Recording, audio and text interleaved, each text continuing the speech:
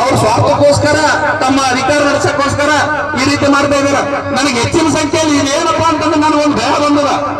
ನಮ್ಮ ಎಲ್ಲಾ ಪ್ರತಿಭಟನಾಕಾರಕ್ಕಿಂತ ಪೊಲೀಸರು ಹೆಚ್ಚು ಕಾಣತ್ತಾರ ನನಗ. ಯಾಕಂದ್ರೆ ಪೊಲೀಸರು ಯಾಕೆ ಹೆಚ್ಚಿಗಿರಪ್ಪ ಅಂತಂದ್ರ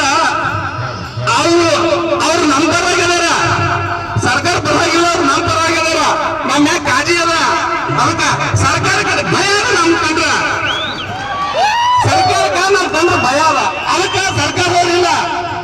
ಅದಕ್ಕೆ ಎಲ್ಲರೂ ಸರ್ಕಾರದ ಮಟ್ಟದಾಗ ಯಾರ್ಯಾರು ಅಧಿಕಾರಿಗಳಿದಾರ ಶೀಘ್ರವೇ ಈ ವೇದಿಕೆ ಬರಬೇಕು. ಇಲ್ಲಪ್ಪ ಅಂತಂದ್ರೆ ಇನ್ನು ಏನೇ ಅಚಾತುರ್ಯ ನಡೆದ್ರು ಕೂಡ ಅದಕ್ಕೆ ನೇರವಾಗಿ ಸರ್ಕಾರಿ ಹೊಣೆಯುತ್ತ ಹೇಳ್ತೀವಿ. ಯಾಕಪ್ಪ ಅಂತಂದ್ರ ನಾವು ಸುಮಾರು ಹೋರಾಟಗಳನ್ನು ಮಾಡಿದ್ದೀನಿ. ನಾನು ಒಂದೇ ಹೋರಾಟ ಮಾಡಿಲ್ಲ, ಸುಮಾರು ಹೋರಾಟಗಳನ್ನು ಮಾಡಿದ್ದೀನಿ. ಸುಮಾರು ನಾನು ಮೂಲತವಾಗಿ ಕರ್ನಾಟಕ ರಾಜ್ಯ ನಿರುದ್ಯೋಗಿ ದೈಹಿಕ ಶಿಕ್ಷಣ ಶಿಕ್ಷಕರ ಸಂಘದ ರಾಜ್ಯಾಧ್ಯಕ್ಷ. ಸುಮಾರು ನಮ್ದು 18 ವರ್ಷಗಳಿಂದ ನೇಮಕಾತಿ ಇಲ್ಲ. ಇದೇ ರೀತಿ ಹಲವಾರು ಇಲಾಖೆಗಳಲ್ಲಿ ನೇಮಕಾತಿನೇ ಇಲ್ಲ.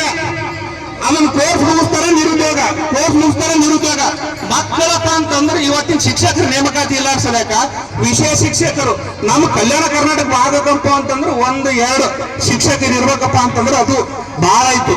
ದೈಹಿಕ ಶಿಕ್ಷಕರು ಅಂದ್ರೆ ಬ್ಯಾಟ್ರಿ ಚುರುಕರು ಒಬ್ಬರು